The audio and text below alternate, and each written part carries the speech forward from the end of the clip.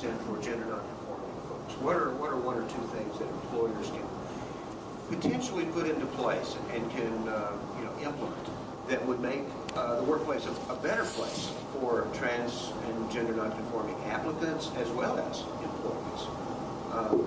Any thoughts on that?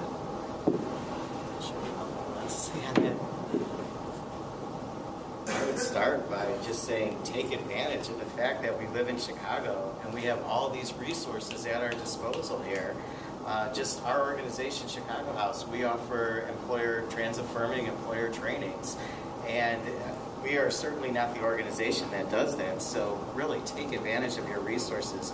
Train your frontline staff, and also make sure your human resources staff is fully trained, so that when they have an applicant that comes in is trans or introduces himself and says, I use they, them pronouns, they're not stumbling, because at the end of the day, a lot of employers are working to that no one wants to say, oh yes, we are proud of being discriminatory, but people are just in a lot of ways just ignorant and ill-informed, so make sure that those human resources folks are trained.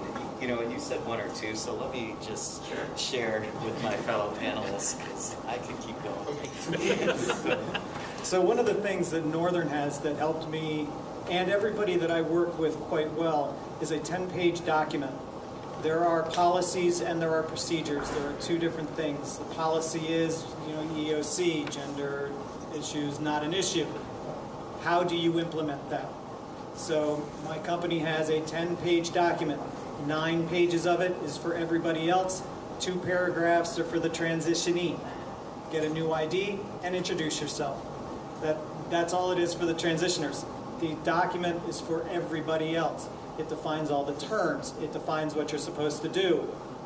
Here we go. It defines the bathroom policy and all of those.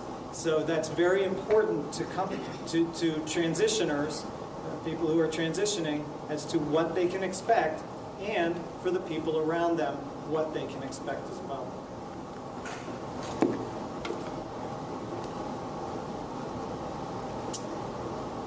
The employer. Common sense. I'm gonna need y'all to have some common sense when you're talking these spaces. If you ask the person their pronouns, use the pronoun. And we get so, my father says, you're so educated, you're stupid. You forgot common sense. You left that out the door. And I really want to understand that. You so smart, you stupid. And I hate using that because you're actually missing common sense. Common courtesy to someone else. Hi, how are you doing? Oh, what pronouns do you use? Okay. Do you want this or that? It's common sense. And I have to push, I want to be as simple as I could possibly be so I can hit from 0 to 150, whoever the heck you are. Common sense, it's that simple. If they come in with a skirt and they don't look their gender normativity to you, you have no right to judge on that person. And that's as simple as I can possibly get on that note. Again, I could go on forever and forever, but also use the resources. I want to second that as well. You got some more to add? We could probably talk on this one all day, I think, because all of us have dealt with organizations and policies and procedures and suggestions and those kinds of things. But it's really interesting. There's two sides of the equation. There's the employer side, and they need to have these policies and guidelines and procedures in place. And then there's the employee side, who has all this talent and all this ability to bring to the table, but you have to find a way to make those two sides mesh.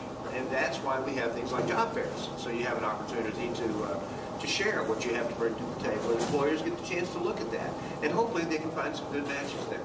And some good results will emerge as a result. And I'm glad we have more chairs in the back. That's really good. Thank you for making that happen. Another question. What is the best job-related advice that anybody ever gave you? Think about that for a moment. My guess is that we've all gotten advice from different people at different times. But what's the best job-related advice that anybody ever gave you? And how's that played out for you? How's that worked out for you? if at all? Ooh.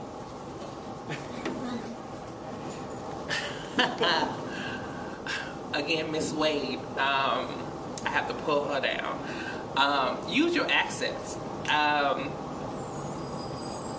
I know that's like playing Russian roulette, but it is being dead honest. Use your accents. And mine is my smile, my breast, and my ass. It is what it is. I go in there and I shake it all and I see what I can get from the person. And also what I can give them, right? This is what I can bring to your table. This is what I can give to you if you hire me in this position. And a lot of, especially in human resources, and if you work in human resources, you already know you have to have particular points in a person to hire at your job. They need a particular, how many black people do you have at your job? How many queer folks do you have at your job? These are actually the things what the government is actually looking for these companies. So you can do your research before you actually step through them doors and see who they already have at this table. Well, you don't have this at your table, and I can give you this for your table, right? Well, you don't have a trans person at your table. And sometimes you have to make someone uncomfortable to get these jobs. But yes, do your research before you step into place. See if they do have LGBT policy. See if they do have trans people that are actually working there. See if they do have black people that are actually working there. See if they do have trans women that are actually working there. And if they're not, and you're actually hitting one of them intersections, use that. Use that as a leverage. Use that and push your way, again, bulldozing, push your way through the door. And I love when people come to me and talk about, well, I have this. I can bring this to your table. And I actually can bounce this off what you already have and make it grow from there. I actually remember a phone call that I had 30 years ago within a week of today. I'd been with Northern for about 3 months, and I was talking to my dad, and I said, I'm thinking about leaving. I'm not all that happy. It's like, and his advice was, is the grass going to be greener on the other side of the fence? Are you going to be happier at another company? That was 30 years ago. So what his advice actually was, give it another 3 months. If it's just as bad, change. If it's any better, stick it out for another 3 months. So 3 months at a time for 30 years. No, actually, I love my job, and I love the people that I work with. So the best advice that I ever had was stick it out for another 3 months. You can take anything for 3 more months. Let's see, the best advice I ever got was a bit of a mentor to me, and I was starting my own business, and I was filled with doubts and fears and was focused on all the things that I can't do. And he just said, you know what, all you have to do is just show up sober with your 2 front teeth. That's all you got to do. And I know that's going to be a little crass, but I mean, his point was just to be you, just be genuine and be yourself and remain as authentic as possible.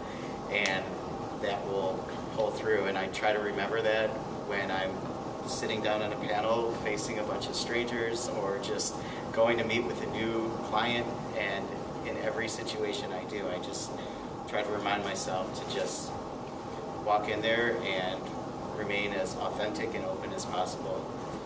And also my grandmother, she would always just say, if you really want to be somewhere and they're not going to hire you, just volunteer. And there's something to that I still like to think about. I'm just going to add a couple of pieces of my own to this. This is not my panel, but I do think this would be worthwhile. Woody Allen, the filmmaker, some of you may know who he is, once said that 90% of success is just showing up. And I think a lot of times we tend to overlook that. Showing up is really important. Coming into an appointment, being on time. If you get hired, showing up to work every day and not calling in sick 3 days a week, kind of thing. Showing up is really important because when you're there, you can actually get something done. So that would be one of the things that would be an awfully good piece of advice, I think. Another one that I would like to share very quickly with you came from my mentor who passed away last year at the age of 85. He was a multi-millionaire, self-made man. He was a documentary filmmaker who ended up making some really important films that got worldwide success. And I felt really fortunate to have him as a mentor. And one of the things he taught me when I first began to work with him was he had a rule of threes. He said, never come to me with only one idea. Come to me with at least 3 options. Because that way you can talk about it, you can discuss it, you can pick and choose the best of those 3 options. And that's usually the way to go. So his advice to me, and I'm sharing it with you, is that always have more than one option. Have at least 3. So that when you go into a workplace situation, you don't put all your eggs in one basket. That way you've got some other additional options. So I hope that makes some sense to you, because it certainly worked for me. One more question that I'd like to ask our panel, and then I think we'd like to open it up for maybe your questions and discussions, but this is the last one for our panel here. Do you have any specific resources that you can recommend that might be helpful for trans or gender nonconforming job seekers, or for those who employ them? Now, I know that you work at Chicago House. That's a great resource. And Messiah Brave Space Alliance is a wonderful resource. How about it, other than where you work? Can you think of some resources that you might suggest that would be helpful for job seekers? I just could only shamelessly plug Chicago House and the Trans WERQ employment The program. rule of threes, remember? So, beyond that, I know there are so many resources out there. Does anybody else want to share? I don't.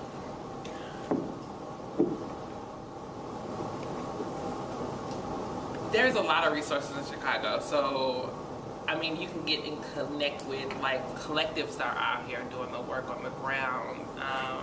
I can't say Brave Space Alliance, but I'm plugging that in. We're on the south side off of 51st.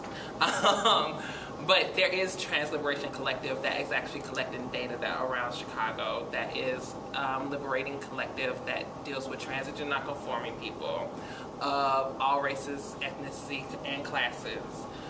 There is Black Trans Liberation Collective that is doing work with the Black and Afro population in Chicago as well. There is also Let Us Breathe Collective that is doing abolition work and working with people that are in the, in the prison system, and I want to connect that too. As well as, BLM, Asada's Daughters. There's multiple collectives that are actually doing work and collecting jobs throughout Chicago. And I need people to understand and realize that their work is really important, and especially if you're talking about what liberation looks like, and liberation looks like being able to access any job, no matter who you are. So, yeah. Okay, I thought of a couple. At least 3, right? Yeah. The Transgender Justice Law Project, TJLP, that's a phenomenal resource. They will help folks with all aspects of changing their name and gender marker, and they have services that provide no cost to low cost. They run on the sliding scale. Then there are also places like Dress for Success that will help folks with being able to get interview clothes at no cost. So those are my 3. Great. Excellent.